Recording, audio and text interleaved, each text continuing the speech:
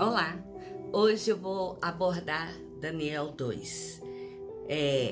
Eu espero que a mensagem de Daniel 1 já tenha começado a falar o coração de todos vocês, assim como já trouxe um conhecimento novo à minha vida, e que a partir de agora nós possamos ver um novo agir de Deus, que é bem diferente daquela mensagem apresentada por Eclesiastes, em que foi uma mensagem sobre coisas da vida, coisas que nos ajudam a viver uma vida correta, digna, diante dos homens e de Deus, que envolve várias áreas da nossa existência humana. Mas Daniel não, já é um livro que registra fatos que ocorreram com a nação de Judá durante o tempo em que ela esteve cativa na Babilônia, sob o comando do rei Nabucodonosor. E Daniel 2 vai dizer sobre a interpretação de um sonho que Nabucodonosor teve. E inicia assim: no segundo ano do reinado de Nabucodonosor, teve este um sonho. O seu espírito se perturbou e passou-lhe o sono. Então o rei mandou chamar os magos, os encantadores, os feiticeiros e os caldeus, para que declarassem ao rei quais lhes foram os sonhos. Eles vieram e se apresentaram diante do rei. Disse-lhe o rei: tive um sonho, e para sabê-lo está perturbando o meu espírito. Os caldeus disseram ao rei em aramaico: ó rei, vive eternamente. Dize o sonho a teus servos e daremos a interpretação. Respondeu o rei e disse aos caldeus: uma coisa é certa, se não me disserdes saber o sonho e a sua interpretação, serei despedaçados e as vossas casas serão feitas monturo. Mas se me declarares o sonho e a sua interpretação, recebereis de mim dádivas, prêmios e grandes honras. Portanto, declarai-me o sonho e a sua interpretação. Responderam segunda vez e disseram: diga o rei o sonho a seu servo e lhes daremos a interpretação. A primeira coisa que a gente observa em Daniel 2 é que Nabucodonosor, ele perdeu o sono durante a noite, porque ele sabe que sonhou um sonho e que esse sonho ele representava alguma coisa, mas ele não entendia o que foi que ele sonhou, nem menos ainda o que significava o que ele sonhou. Se ele apenas não soubesse o significado do seu sonho, a gente até imagina que as pessoas poderiam dar uma interpretação daquilo que Nabucodonosor tinha sonhado. Mas o problema é que o rei não se lembrava nem qual foi o sonho que ele teve. Então, o rei queria que as pessoas dissessem para ele o que foi que ele sonhou. E além de explicar o que ele sonhou, ainda falasse para ele a interpretação do sonho que ele tinha tido. É uma coisa que, se você parar e pensar em olhos nus, não tem como dar certo. Como é que eu vou saber o sonho que uma pessoa teve? E mais ainda, se nem a pessoa sabe o que ela sonhou, como eu vou saber? E que eu não sei o sonho, menos ainda interpretar aquele sonho que a pessoa teve. E como se não bastasse, Nabucodonosor ainda ameaçou as pessoas de que, se elas não decifrassem o que ele sonhou e o que significasse o seu sonho, esses seriam mortos e as suas casas seriam feitos em monturo. Mas se eles conseguissem diagnosticar o que foi que ele sonhou e ainda interpretar o sonho dele, estes seriam reconhecidos em todo o reino.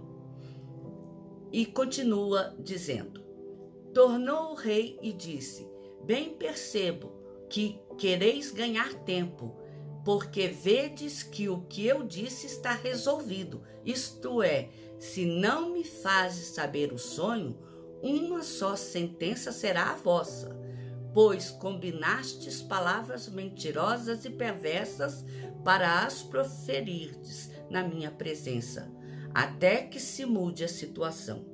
Portanto, dizei-me o sonho, e saberei que me podeis dar-lhe a interpretação.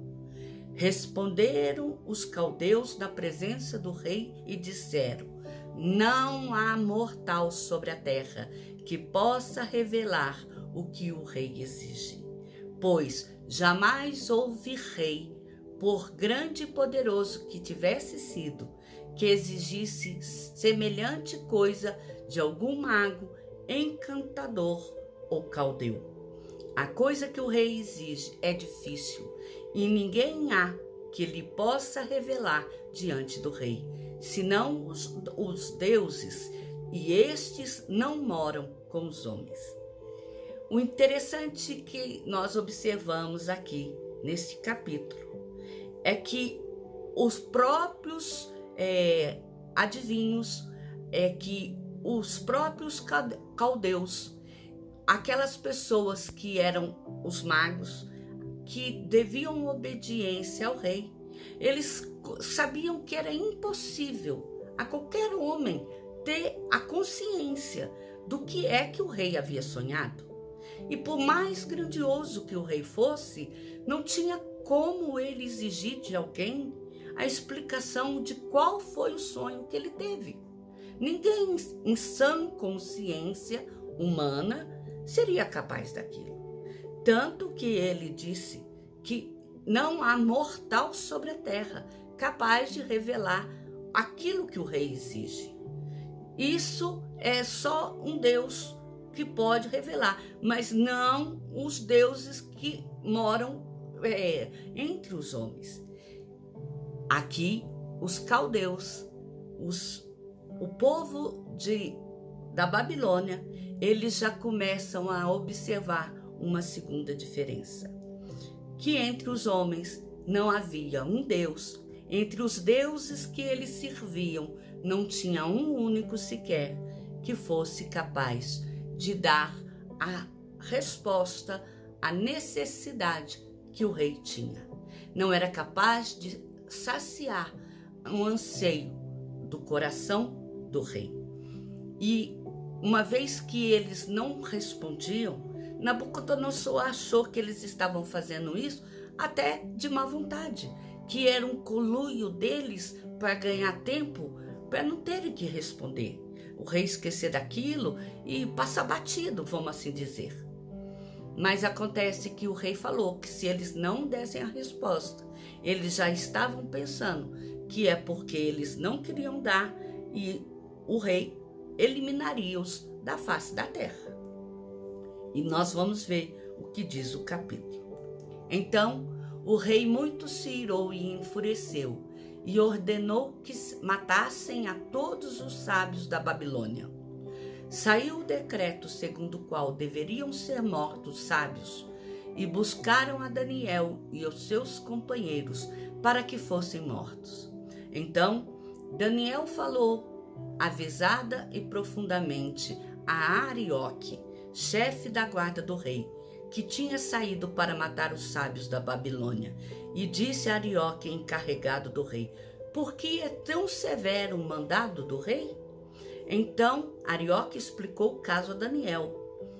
Foi Daniel ter com o rei e lhe pediu que designasse um tempo, e ele revelaria ao rei a interpretação. Então Daniel foi para casa e fez saber o caso a Ananias, Misael e Azarias, seus companheiros, para que pedissem misericórdia ao Deus do céu sobre este mistério, a fim que Daniel e seus companheiros não perecessem com o resto dos sábios da Babilônia. A terceira coisa que nós vimos neste capítulo é que Daniel, ele não se deixou levar pelo medo, pela aflição de ouvir que eles seriam mortos, porque não sabia qual era o sonho do rei, nem tampouco qual era a interpretação. E Daniel, ele teve ousadia de pedir a alguém para que levasse ele até a presença do rei, que ele queria conversar face a face com o rei e pedir a ele um tempo para que ele buscasse ao seu Deus, o Deus vivo, para que ele recebesse a interpretação. E ele tinha certeza que ele receberia a interpretação de Deus do que foi que ele sonhou, do que Nabucodonosor havia sonhado.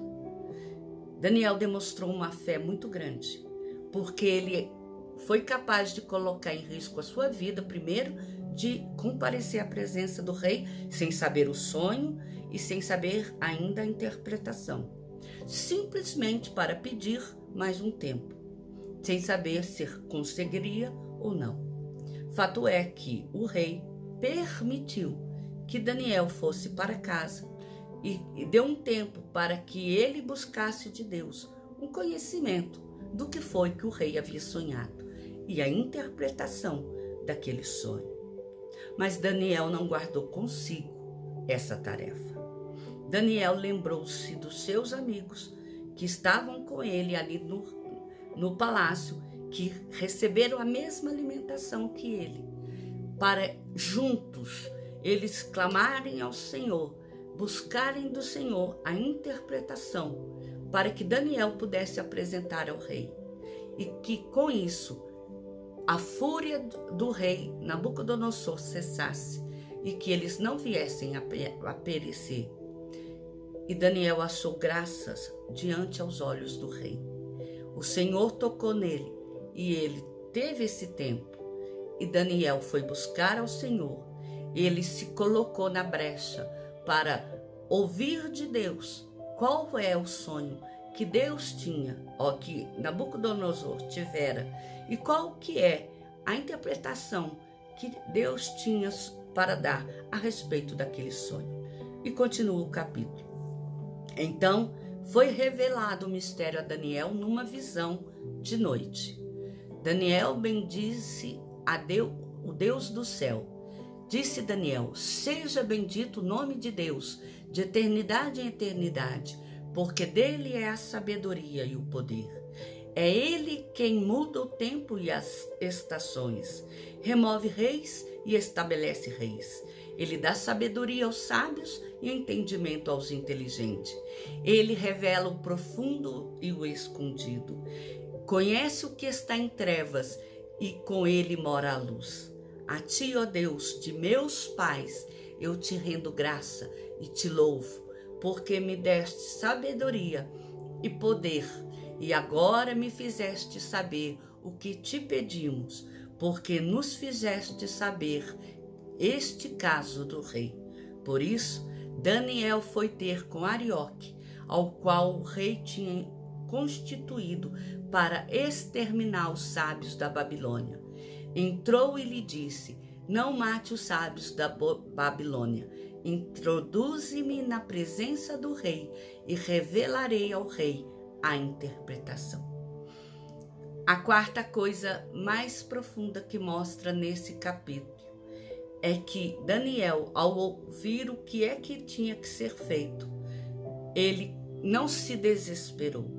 Ele correu aos pés do Senhor e clamou para que Deus iluminasse e desse a ele o conhecimento do que é que o rei havia sonhado, que trouxesse à luz aquilo que estava escondido, que Deus fizesse o impossível se tornar possível, E Deus, olhando para o coração, para o clamor de Daniel, de Isaías,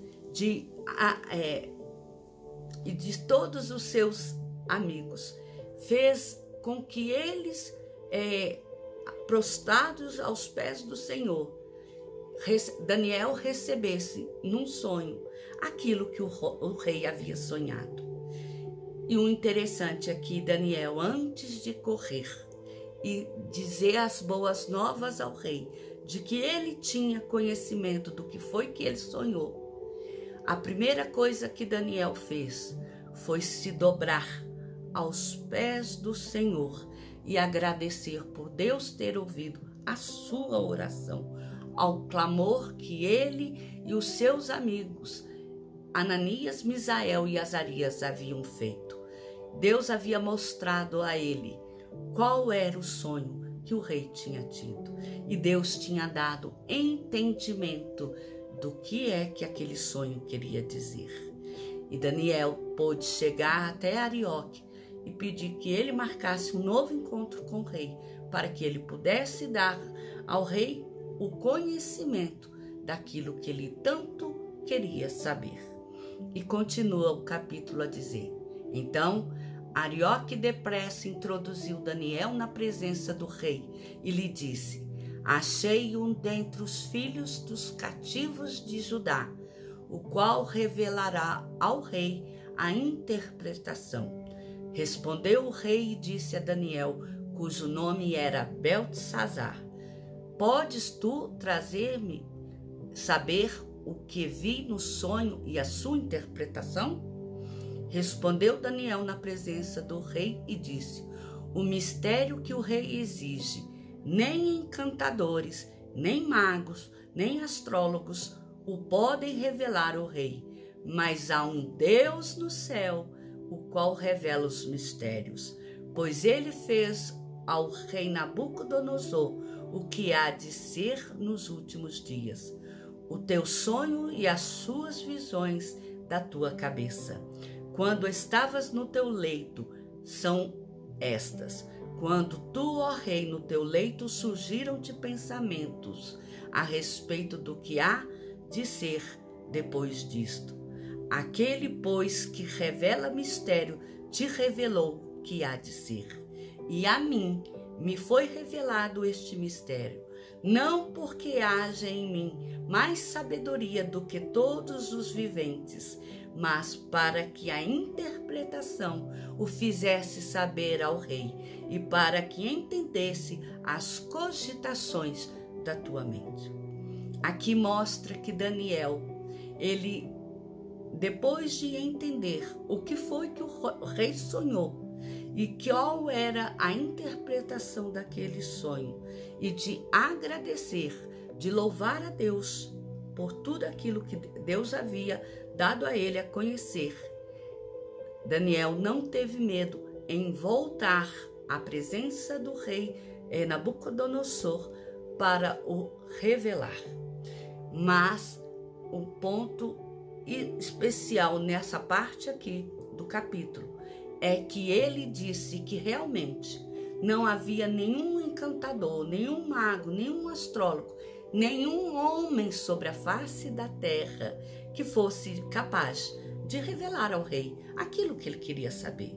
Só o Deus verdadeiro, o Deus a quem Daniel servia, o Deus que era o Deus da tribo de Judá, o Deus verdadeiro e único que era capaz de revelar os mistérios para Daniel sobre o sonho que Nabucodonosor teve. Não porque Daniel tivesse em si grandeza alguma, fosse melhor ou mais especial do que os demais, mas é porque o rei, o Deus que Daniel serve e os seus amigos servem, ele é maior, ele é o único e verdadeiro Deus sobre os demais. É o único que é capaz de trazer à luz aquilo que estava em trevas, em que trazer ao conhecimento aquilo que estava escondido, em oculto. E ele não buscou para si nenhuma glória. Ele foi capaz de jogar toda a glória para Deus, todo o reconhecimento da sua sabedoria, da sua inteligência para o Deus verdadeiro. E disse o seguinte: Tu, ó rei, estavas vendo, e eis aqui uma grande estátua. Esta que era imensa e de extraordinário esplendor, estava em pé diante de ti, e a sua aparência era terrível. A cabeça era de ouro, fino ouro, o peito e os braços de prata, o ventre e o quadril de bronze, as pernas de ferro, os pés em parte de ferro, em parte de barro. Quando estavas olhando, uma pedra foi cortada sem auxílio de mãos. Feriu a estátua nos pés de ferro e de barro e os esmiuçou. Então foi juntamente esmiuçado o ferro e o barro, o bronze e a prata e o ouro, os quais se fizeram como a palha das eiras no estio, e o vento os levou, e deles não se viram mais vestígio. Mas a pedra que feriu a estátua se tornou uma grande montanha e encheu toda a terra. Este é o sonho e também a sua interpretação, diremos o rei. Tu, ó rei, Rei de reis, a quem o Deus do céu conferiu o reino, o poder, a força e a glória, as cujas mãos foram entregues os filhos dos homens, para que com eles habitem, e os animais do campo e as aves do céu, para que dominasse sobre todos eles. Tu és a cabeça de ouro. Depois de ti se levantará outro reino inferior ao teu, e um terceiro reino de bronze, o qual terá domínio sobre toda a terra. O quarto reino será forte como o ferro, pois o ferro a tudo quebra e esmiuça, mas o ferro quebra todas as coisas. Assim, ele fará em pedaço e o esmiuçará. Quanto ao que viste dos pés e dos artelhos, em partes de barro de olheiro e em parte de ferro, será este o reino dividido. Contudo, haverá nele alguma coisa de firmeza do ferro, pois que viste o ferro misturado com barro de lodo, como os artelhos, os pés eram em parte de ferro e em parte de barro. Assim, por uma parte, o reino será forte e por outra será frágil. Quando o que viste do ferro misturado com barro de lodo misturar-se-ão mediante casamento, mas não se ligarão um ao outro, assim como o ferro não se mistura com o barro. Mas nos dias destes reis, o Deus do céu suscitará um reino que não será jamais destruído. Este reino não passará a outro povo, esmiuçará e consumirá todos estes reinos, mas ele mesmo subsistirá para sempre. Como viste que do monte foi cortada uma pedra, sem auxílio de mãos, e ela esmiuçou o ferro, o bronze, o barro, a prata e o ouro. O grande Deus fez saber ao rei que há de ser futuramente. Certo é o sonho e fiel a sua interpretação. Bom, como se mostrou, a interpretação, o que o rei havia sonhado, não era uma coisa fácil de qualquer pessoa ter visto em seu sonho, que é uma estátua em que ela era feita de bronze, de barro, de ferro, prata e de ouro. Mas esta seria imponente e seria construída no reinado ainda do tempo de Nabucodonosor, ali pela Babilônia. Mas algo aconteceria que faria com que do céu uma providência divina ocorresse e despedaçasse uma pedra, e essa pedra, ao atingir aquela imagem que havia sido levantada, embora ela fosse de ferro, de ouro, de prata e de bronze, ela tinha partes frágeis, que eram o barro. E uma vez frágil, essa estátua, ela viria à ruína, ela cairia ao chão. E isso mostraria os reinados que se sucederiam junto com Nabucodonosor. O período pelo qual a nação da Babilônia passaria. Seriam os momentos que Nabucodonosor teria que enfrentar com o seu povo. E ele não teria como escapar daquilo, porque aquilo que haveria de acontecer era fruto das mãos de Deus. E era algo que aos olhos do homem poderia até ser pequeno. Uma pequena pedra que veio e esbarrou na parte ali do pé da estátua. Mas fato é que aquela pequena coisa que esbarrou naquela estátua e a fez cair, a esmiuçar, se tornou numa grande montanha, se tornou uma rocha firme, onde o grande Deus fez saber ao rei que futuramente ali aconteceria tudo, porque o Deus de Israel é quem estaria agindo naquela nação. É porque o Deus de Judá é quem estaria fazendo e atuando sobre os acontecimentos daquela nação na Babilônia. E continua. Então, o rei Nabucodonosor se inclinou e se prostrou, rosto em terra perante Daniel, e ordenou que lhe fizesse oferta de manjares e suaves perfumes. Disse o rei a Daniel: certamente o vosso Deus é o Deus dos deuses, e o Senhor dos reis, e o revelador de mistério, pois pudeste revelar este mistério. Então o rei engrandeceu a Daniel e lhe deu muitos e grandes presentes, e o pôs por governador de toda a província da Babilônia, como também o fez chefe supremo de todos os sábios da Babilônia.